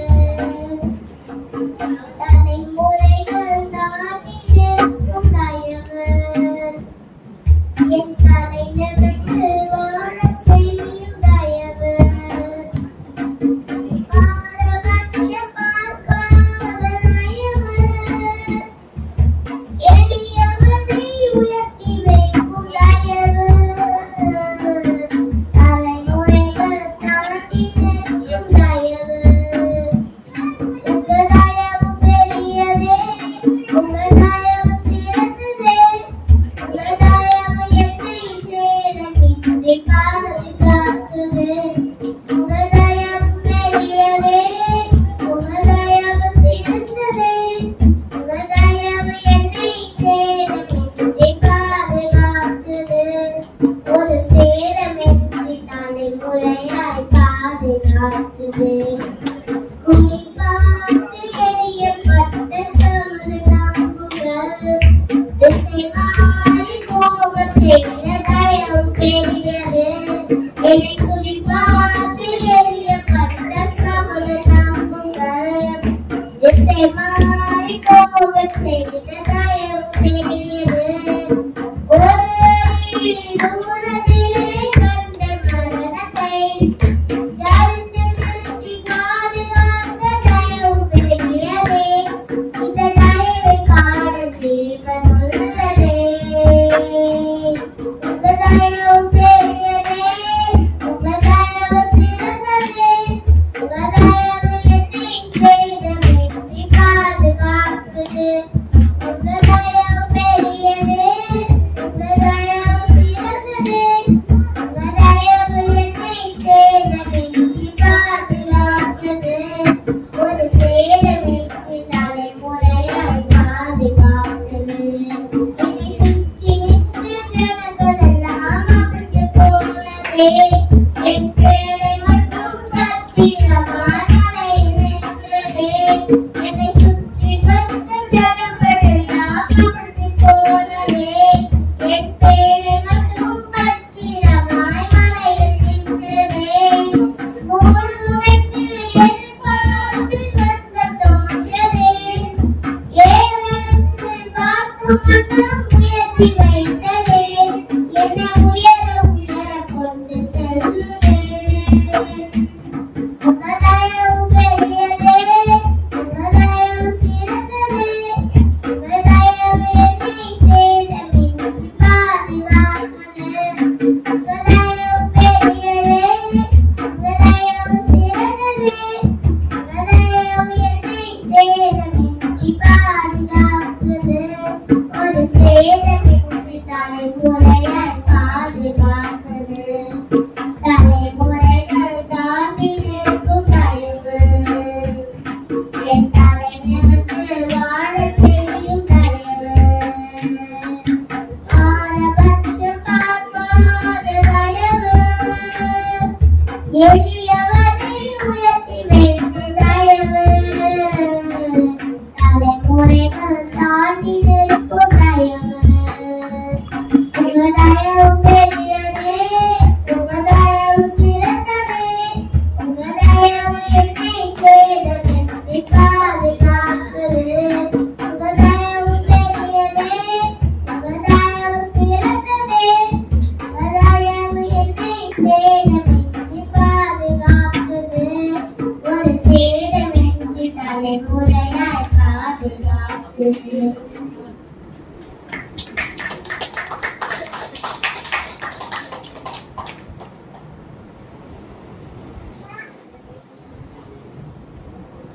இதை அதிகமாய் நேசிக்கிற நல்லாங்களே சமூகத்திலே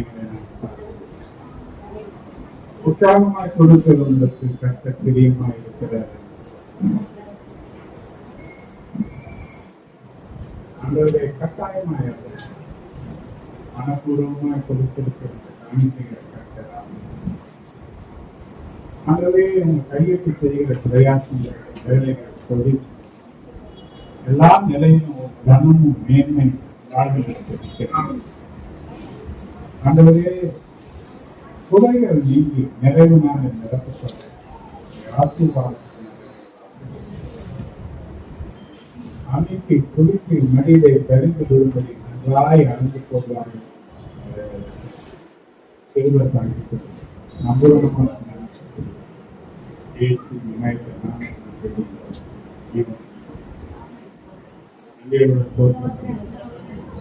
பண்டிகைக்கு போகணும். 11/11/24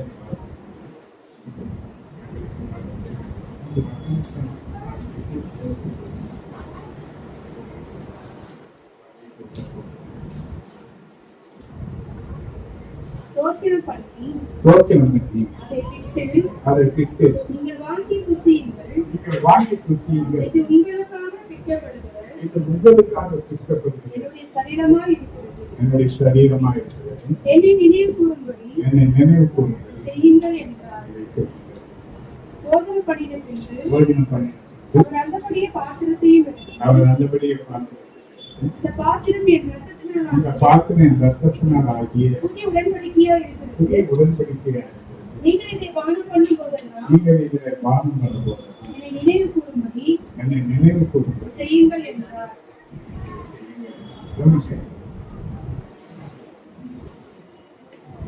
நினைவு கூறுங்கள். இயேசு எனக்காக மரித்தார். இயேசு என் பாவங்களுக்காக நிறுத்தப்பட்டார். மரித்தார், அடக்கம் பண்ணப்பட்டார், உயிர் சேர்த்தார். மீண்டும் அவர் வரப்போகிறார்.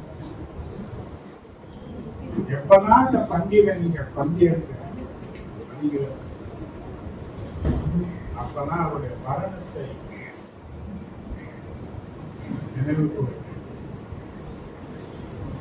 இரண்டாவதாக அதிலே 11:28-29 எந்த மனிதனும் எந்த மனுஷனும் தன்னைத்தானே சோதித்தறிந்து தன்னைத்தானே சோதித்தறிந்து இந்த அப்பத்தில் புசித்து இந்த அப்பத்தில் புசித்து இந்த பாத்திரத்தில் பானம் பண்ண இந்த கடவுள். பாத்திரத்தில் பானம் பண்ண எண்ணத்தினாலே எண்ணத்தினாலே பாத்திரமாய் போஜபானம் பண்ண அபாத்திரமாய் போஜனமானம் பண்ணுகிறது. கர்த்தருடைய சரீரம் இன்னதென்று கர்த்தருடைய சரீரம் இன்னதென்று நிதானித்து அறியாததினால் நிதானித்து அறியாததினால எனக்கு ஆக்கினத்திற்கு ஒருபடி ஆகிய தண்டனத்தின் சொல்படி போஜனமானம் பண்ணுகிறான்.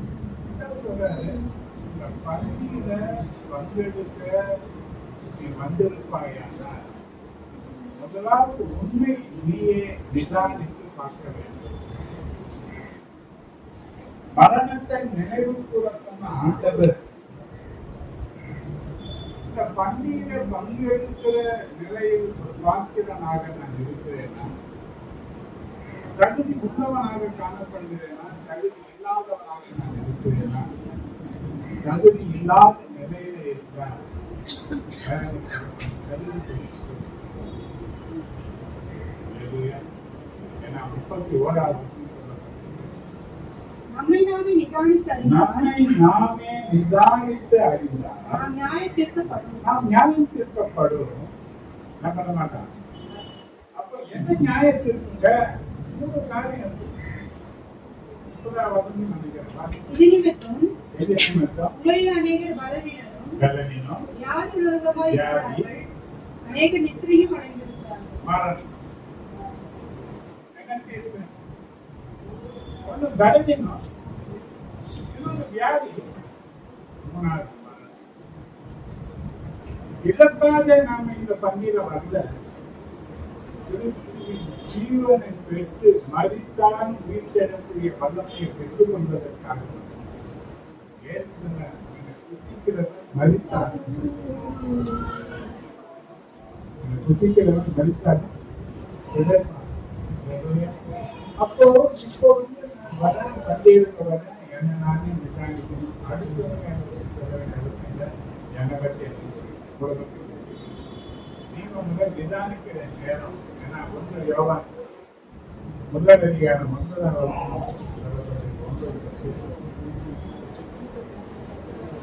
நம்முடைய பாவங்களை நாம் அறிக்கை- நம்முடைய பாவங்களை நாம் அறிக்கையிட்டால் பாவங்களை நமக்கு பாவங்களை நமக்கு மன்னித்து எல்லா அநியாயத்தையும் எல்லா அநியாயத்தை நீக்கி நம்மை சுத்திகரிப்பதற்கு அவர் உண்மையும் அவர் நீதியும் உள்ளவராய் இருக்கிறார். நீதியும் உள்ளவராய் இருக்கிறார்.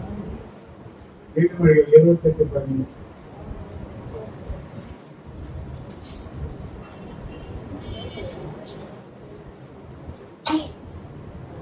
தன் பாவங்களை மறைக்கிறவன் வாழ்வாய். பாவங்களை மறைக்கிறவன் வாழ்வடைவான். இவரை அறிக்கை செய்து விட்டு அதை விடுவார். அறிக்கை செய்து விட்டுவிடுகிறவன் எவனோ இரக்கம்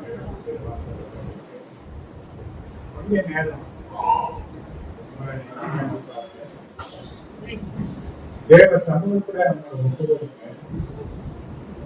என்ன குறைகள் இருந்தாலும் சகல பாவங்களை நீக்கி அதை சுத்திகரிக்க அந்த வார்த்தை சுத்திகரித்து கொடுங்க. பன்னீரை பங்கு பெற்று தேவனுடைய நன்மையை பெற்றுக் கொடுங்க. கர்த்தருடைய ஆசீர்வாதம். கொஞ்ச நேரம் நம்ம ஆராய்ச்சி பார்த்து கண்களை மூடி யோசனை பண்ணி தாகரம் இருப்பார்.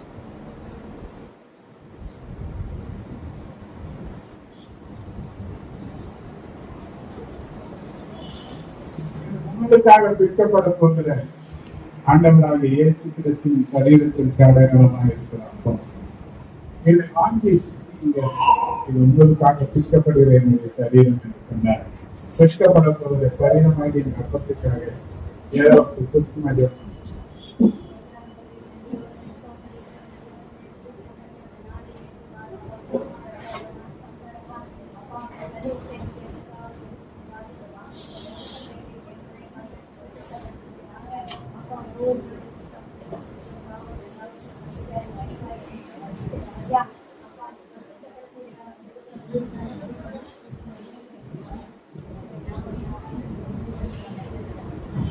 நன்றியோடு நம் ஆண்டவரை பெற்றப்படுகிற சரீரத்துக்காக மீண்டும் நன்றியோடு ஆண்டவரை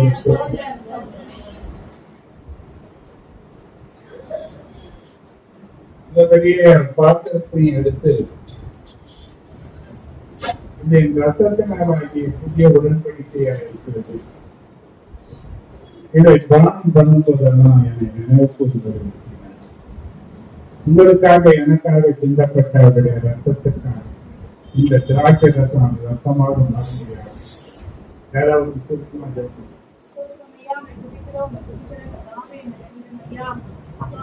ராஜரசம் அண்டவரே தர்மமாய் வாழட்டும் அண்டவரே அவருடைய சரீரங்களும் பாயட்டும் அண்டவரே அவருக்கு தகுதி கொடுக்கும் ரச்சா எங்களுக்குள்ள வரவேண்ட நீதிக்கு அண்டவரே கொடுக்கிற ஊழியக்காரரை ஆசீர்வதிக்கு அண்டவரே பசுத்தப்படுத்தும் அண்டவரே அப்பா இந்த ரத்தம் அண்டவரே இல்லாத அண்டவரே எல்லா குறைகளும் குற்றம் குறைகள் நீக்கி ஐயா பசுத்தப்படுத்தணுமாய் நாங்கள் தாவே அப்பா அந்த ரத்தத்துக்காக நன்றி செலுத்துகிறோம். இயேசுவை துதிக்கிறோம் என்று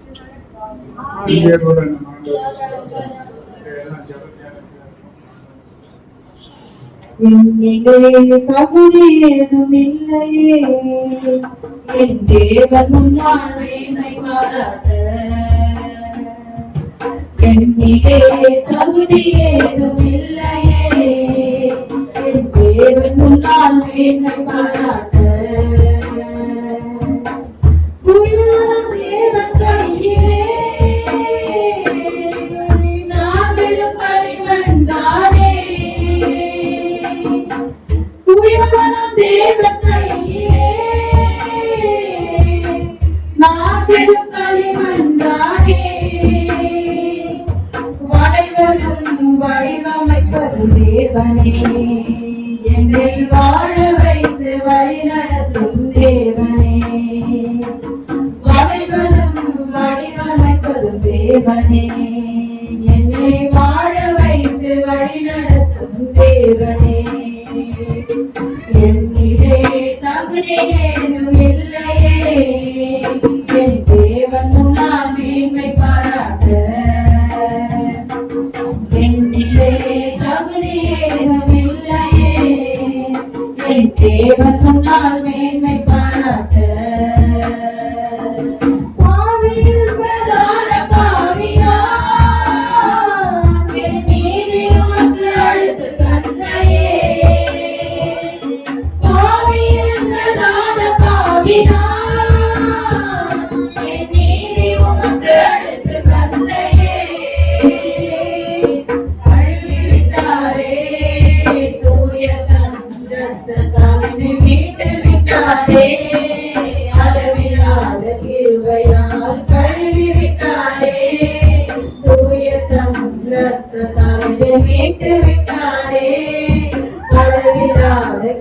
கிருபையால் என்னிலே தகுதி ஏதும் இல்லையே. என் தேவன் முன்னால் மேன்மை பாராட்ட என்னிலே தகுதி ஏதும் இல்லையே. என் தேவன் முன்னால் மேன்மை பாராட்ட நடப்பதேதும் உம்மாலாமல் என்னால் ஏதும் நடக்கலாகுமோ. நடப்பதேதும் உம்மாலாமல் என்னால் ஏதும் நடக்கலாகுமோ. ஆகுமே சொல்லையாகுமே கூடாதது ஒன்றுமில்லை உம்மாலே. ஆகுமே நீ சொல்லையாகுமே கூடாதது ஒன்றுமில்லை உம்மாலே. என்னிலே தகுதி ஏதும் இல்லையே. என் தேவன் முன்னால் மேன்மை பாராட்ட என்னிலே தகுதி ஏதும் இல்லையே. என் தேவன் முன்னால் மேன்மை பாராட்ட உயர்ந்த தேவன் கையிலே நான் பெரும் களிமண் தானே. உயர்ந்த தேவன் கையிலே நான் பெரும் களிமண் தானே. அனைவரும் வடிவமைப்பதும் தேவனே. என்னை வாழ வைத்து வழி நடத்தும் தேவனே. அனைவரும் வடிவமைக்கும் தேவனே. என்னை வாழ வைத்து வழி நடத்தும் தேவனே. என்னிலே தகுதி ஏதும் இல்லையே. என் தேவன் முன்னால் மேன்மை பாராட்ட என்னிலே தகுதி ஏதும் இல்லையே. என் தேவன் முன்னால் மேன்மை பாராட்ட பாவியில் பிரதான பாவினான் என் மீறி உமக்கு அழுது தந்தையே. பாவியில் பிரதான பாவினான் என் மீறி உமக்கு அழுது தந்தையே. அழகிவிட்டாரே தூயதம் ரத்தத்தால் என்னை மீட்டு விட்டாரே. அளவில்லாத கிருபையால் கழுவி விட்டாரே. தூயதம் ரத்தத்தால் என்னை மீட்டு விட்டாரே. அளவில்லாத கிருபையால் என்னிலே தகுதி ஏதும் இல்லையே. என் தேவன் முன்னால் மேன்மை பாராட்ட என்னிலே தகுதி ஏதும் இல்லையே. என் தேவன் முன்னால் மேன்மை பாராட்ட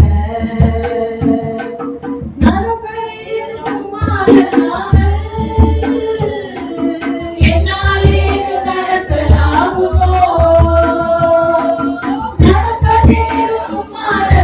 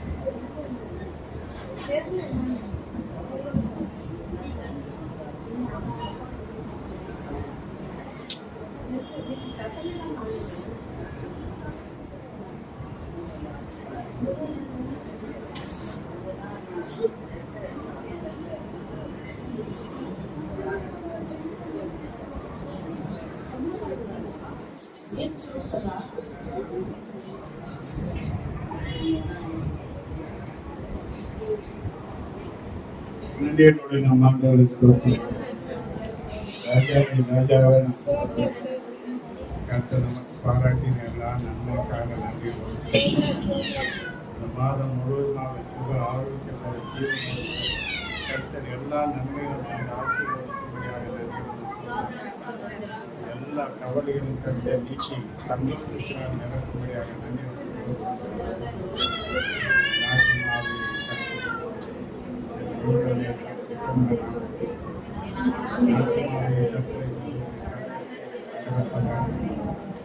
நம்முடைய கர்த்தராகிய இயேசு கிறிஸ்துவின் கிருபை, பிதாவாகிய தேவனுடைய அன்பு, பரிசுத்த ஆவியானுடைய ஐக்கியமும் ஆசீர்வாதங்களும் பாதுகாப்பும் பராமரிப்பும் வழிநடத்துவதும் நம் அனைவரோடு ஒவ்வொரு பரிசுத்தமானவரோடும் வந்திருக்கிறவர் அனைவரும் குடும்பங்களோடும் என்று நீடித்து நிறைந்திருக்கிறார்.